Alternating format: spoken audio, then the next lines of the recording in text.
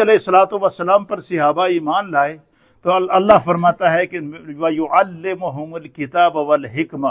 हुज़ूर अलैहिस्सलातु वस्सलाम ने किताब व हिकमत के साथ जब उनकी तरबियत की, और जब नबी अलैहिस्सलातु वस्सलाम ने अपने सहाबा की तरबियत की तो वयुज़क्कीहिम, अल्लाह ने उनका दिल भी पाक कर देता।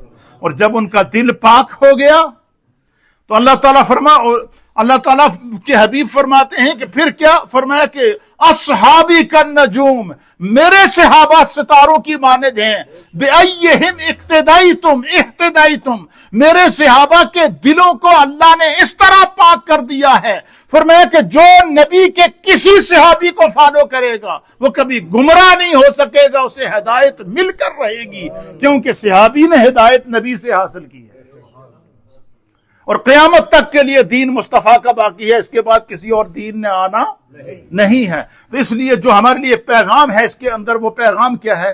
पैगाम ये है कि नबी पाक के कमो पे 1.25 लाख सहाबा इकराम ने अपने दिलों को तब्दील किया है, अपने दिलों को पाक किया है।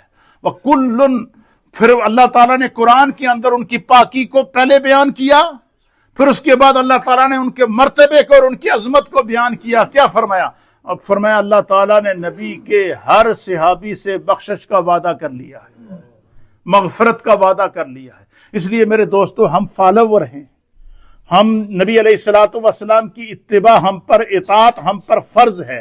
तो हजरत दाता अली हजवेरी रहमतुल्लाह अलैह फरमाते हैं कि अगर हमारे माशरे के अंदर हर मुसलमान अपने दिल को हसद से पाक कर ले, अपने दिल को बुग़्ज़ से पाक कर ले, अपने दिल को बुराई से पाक कर ले, अपने दिल को गुनाह से पाक कर ले, तो आप फरमाते हैं कि फिर जिसका दिल पाक हो जाए खुदा उसको हिदायत याफ्ता बना देता है। ना सिर्फ कि वो खुद हिदायत याफ्ता होता है, बल्कि जिसकी तरफ वो तवज्जो फरमाएगा खुदा उसको भी हिदायत याफ्ता फरमा देगा। और अल्लाह ताला किस तरह हिदायत याफ्ता फरमाता है? आप बताएं ना, इस वक्त औलिया कामिलीन के लाखों की तादाद में फॉलोवर हैं या कि नहीं है? हजरत ख्वाजा मोइनुद्दीन चिश्ती अजमेरी रहमतुल्लाह अलैह ने हिंद के अंदर जो शिर्क का अड्डा था, जहां बुतों की पूजा की जाती थी, वहां जब लोगों के दिलों को फतह किया तो एक नहीं, दो नहीं, तारीख हमें बताती है कि 90 लाख हिंदुओं ने कलमा पढ़ कर अल्लाह पर ईमान लेकर आए। क्यों? उनके दिलों के ऊपर उन्होंने। इसीलिए औलिया कामिलीन की, उलमाए आमिलीन की मजालिस के अंदर जो लोग जाते हैं तो वो सबसे पहले उनके दिल की तरबियत करते हैं। और दिल की तरबियत क्या है कि हम में से हर एक ने अपने दिल की हिफाजत किससे करनी है? गुनाह से। दिल की हिफाजत किससे करनी है? नाफरमानी से।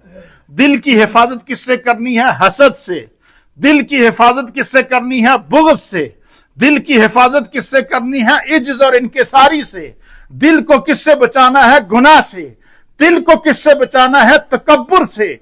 दिल को किससे बचाना है? हसद से। दिल को किससे बचाना है? हर किस्म की बुरी सोच और फिक्र और ख्याल से।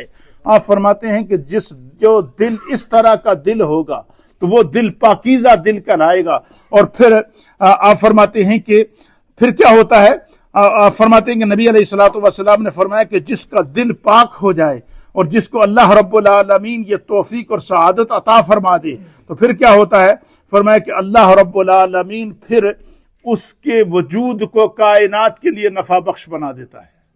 इसलिए मेरे दोस्तों, मेरे बुजुर्गों, ये जो सफर का महीना है ये औलिया कामिलीन का महीना। और औलिया कामिलीन के महीने का मकसद क्या है? मकसद यह है कि उन्होंने उनकी तालीमात से जिन लोगों ने हिदायत पाई है। इसीलिए जब हजरत